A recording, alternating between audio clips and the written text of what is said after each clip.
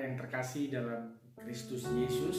Senang sekali pagi ini Pak Yopi bisa menyapa kalian meskipun melalui video, tetapi biarlah pertemuan ini boleh saling menguatkan setiap kita.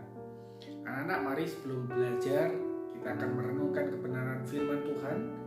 Sebelumnya Pak Yopi mengajak setiap kita berdoa terlebih dahulu. Mari kita berdoa. Tuhan Yesus, terima kasih untuk waktu yang Tuhan berikan. Istirahat kami semalam dan pagi ini kami sudah bangun karena Tuhan memberikan hidup yang baru bagi kami. Tuhan, sebelum kami memulai pelajaran kami bersama dengan guru-guru kami, tolonglah kami Tuhan supaya kami dapat mengerti firman Tuhan, sehingga pagi ini sampai nanti selesainya kami belajar, Tuhan selalu tuntun kami. Berfirmanlah Tuhan, kami siap untuk merenungkannya. Di dalam nama Tuhan Yesus kami berdoa. Amin. Anak-anak, mari kita buka Alkitab kita. Kita buka dari Yeskiel 18 ayat 19 sampai 20. Pak Yopi akan bacakan untuk kita sekalian. Silakan kalian menyimak.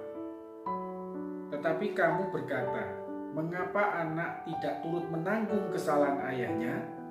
Karena anak itu melakukan keadilan dan kebenaran, melakukan semua ketetapanku dengan setia, maka ia pasti hidup. Orang yang berbuat dosa, itu yang harus mati. Anak tidak akan turut menanggung kesalahan ayahnya, dan ayah tidak akan turut menanggung kesalahan anaknya.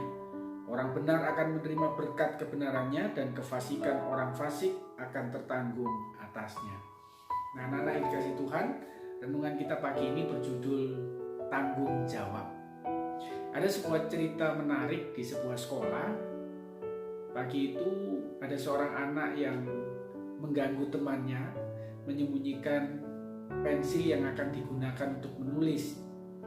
Nah, gurunya tahu akan hal itu. Akhirnya anak tersebut ditegur oleh gurunya dan dia diberikan konsekuensi untuk mencari satu kata tanggung jawab. Arti dari tanggung jawab, dari kata tanggung jawab. Carilah nanti di kamus ketika kamu ada di rumah. Sekarang ikuti pelajaran dengan baik. Akhirnya singkat cerita, anak ini pulang. Sesampai di rumah, dia berkata kepada orang tuanya bahwa dia mendapatkan konsekuensi itu.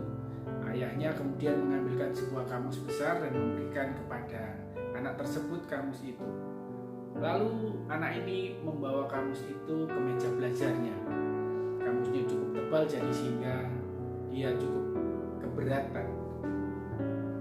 Dia cari satu kata, arti kata tanggung jawab tadi, sampai akhirnya dia menemukan. Dia sangat senang, kemudian dia berkata kepada ayahnya, "Ayah, aku sudah menemukan arti kata tanggung jawab." "Apa artinya?" kata ayahnya. Kemudian anaknya berkata, Ini sudah kutemukan. Tanggung jawab itu berarti keadaan wajib menanggung segala sesuatu. Kalau terjadi apa-apa boleh dituntun, dipersalahkan, diperkarakan dan sebagainya. Ya, aku tahu sekarang arti kata tanggung jawab. Kata anak itu senang sekali.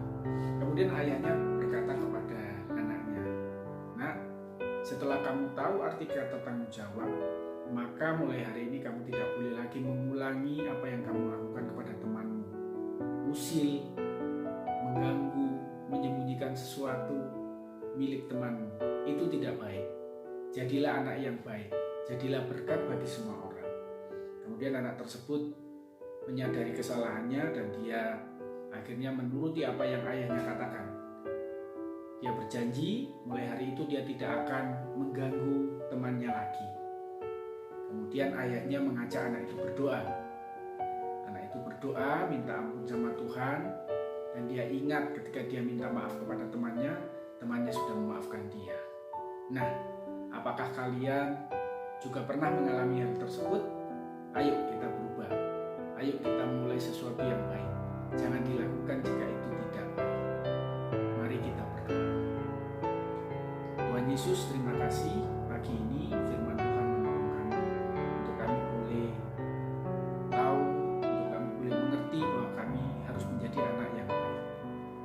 serahkan Tuhan hidup kami sepanjang hari ini dalam tangan kasih Tuhan. Bilang Kau sendiri yang menolong setiap kami. Kami mau mulai belajar kami, Tuhan tolong, Tuhan bimbing.